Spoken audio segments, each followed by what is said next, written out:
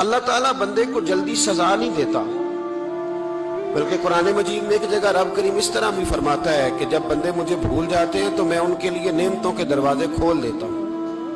بندہ سمجھتا ہے کہ میں کچھ تو ہے نا کہ میرے اندر کہ میں جدھر جاتا ہوں خیر ہی خیر ہو جاتی ہے، وہ سمجھتا ہے کہ میری عقل ہے، حالانکہ اللہ اسے ڈھیل دیتا ہے۔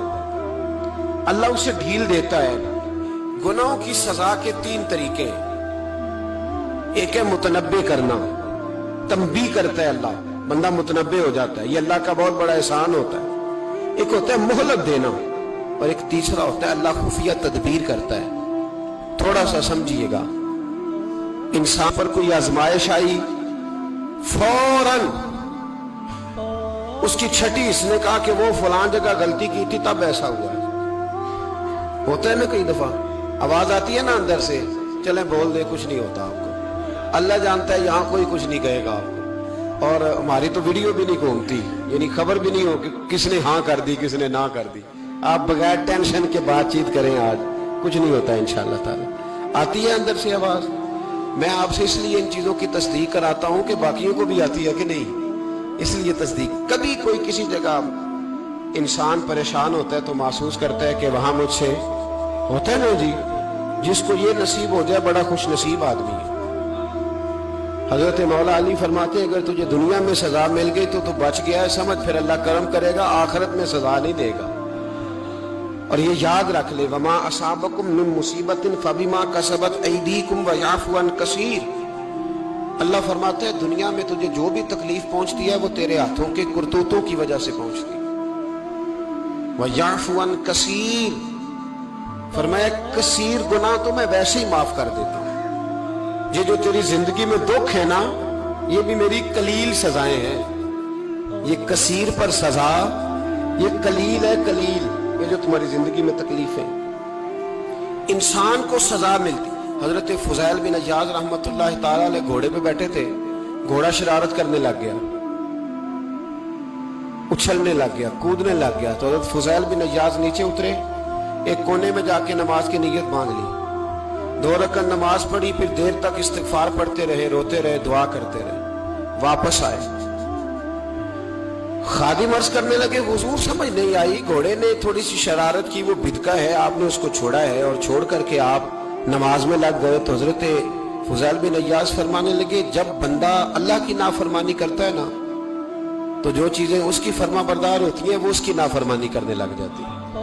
تو مجھے محسوس ہوا تھا کہ میں نے کہیں اللہ کی نافرمانی کی ہے، اس لیے ایسا ہوا ہے کہ میرے گھوڑے نے میری، تو میں توبہ کرنے لگا ہوں، اور اب دیکھتا ہوں بیٹھ کے بھلا کیا ہوتا ہے۔ میں نے سچی توبہ، حالانکہ مجھے یاد نہیں کہ میں کہاں بولا، پر کھری اور سچی توبہ کی۔ دوبارہ گھوڑے پہ بیٹھے تو گھوڑا بالکل صحیح ہو کے ساتھ چلنے لگ گیا۔ میرے بھائی، جب یہ تنبیہ ہے اللہ کی طرف سے، یہ متنبع کیا جاتا ہے کہ تو بعد آ جا۔ بہت ساری جگہوں پہ انسان کو وقتی طور پر اگر سزا مل جائے، نبی پاک علیہ السلام کی خدمت میں ایک صحابی آئے، بات مضبوط کر دوں، واقعہ سنایا ہے نا تو کچھ لوگ سمجھتے ہیں کہ یہ واقعہ ہے، تو میں ایک حدیث پاک امام بہقی کی لکھی ہوئی عرض کرتا ہوں۔ نبی پاک علیہ السلام کے ایک صحابی آئے اور ان کا سر پھٹا ہوا تھا،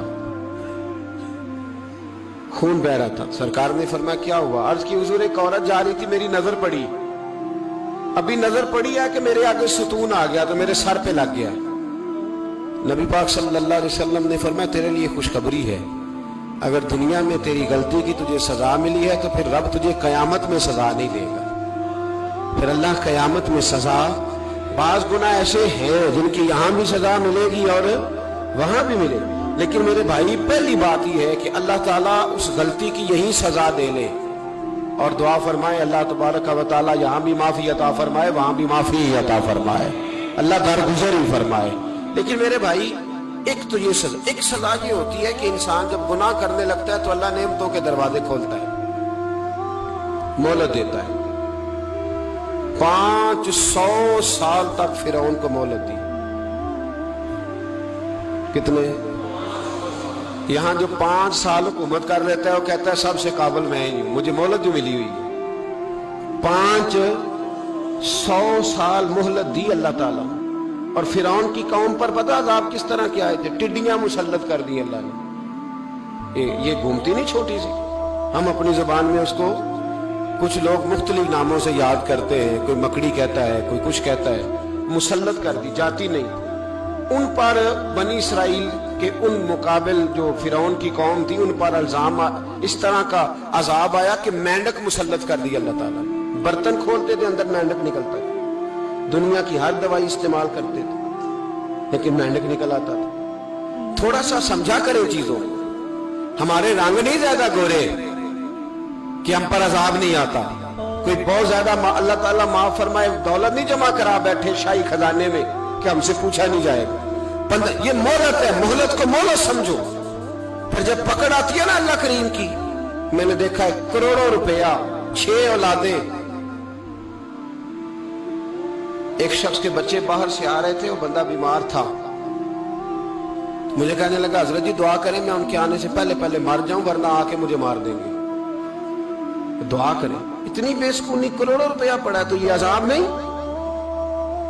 कोई जरूरी है कि पत्थर ही बरसेंगे तो समझ आएगी? ये जो सगा बेटा बूढ़े बाप के करीब से गुजर जाता है, सलाम नहीं लेता, तो इसको अजाब नहीं समझते?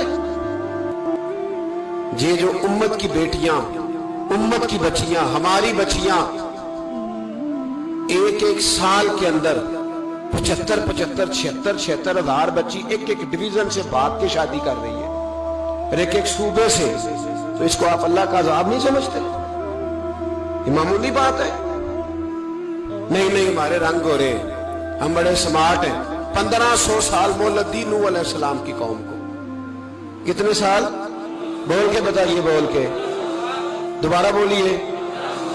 1500 साल। कोई आदमी अपनी स्मार्टनेस पे खुश ना हो जाए कि 20 साल हो गए, मैं तो नाफरमानी भी कर रहा हूं, रोटी भी पक रही है, मैं तो हराम भी खा रहा हूं, फिर भी सब ठीक है।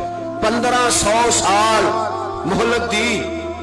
फिर हजरत नूह कहने लगे अल्लाह मैंने तो बड़ा समझाया, नहीं बाज आते। तो रब करीम ने फरमाया कश्ती बनाओ। अल्लाह के पैगंबर कश्ती बनाने लगे तो कौम मजाक उड़ाने लगे। अब क्या करने लगे हो? अब कश्ती बनाने लगे हो, खैर तो है, कौम मजाक उड़ा रही है।